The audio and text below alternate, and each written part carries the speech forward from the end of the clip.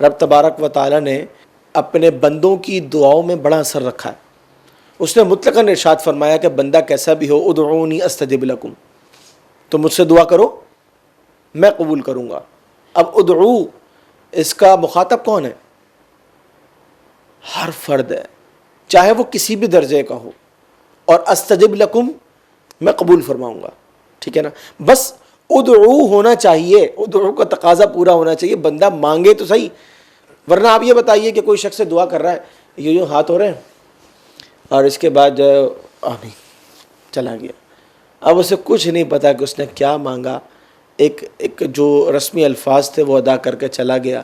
लेकिन एक वो बंदा जो दुआ भी कर रहा है, मांग भी रहा है और वो कहता है अल्लाह तो कबूल भी फरमा।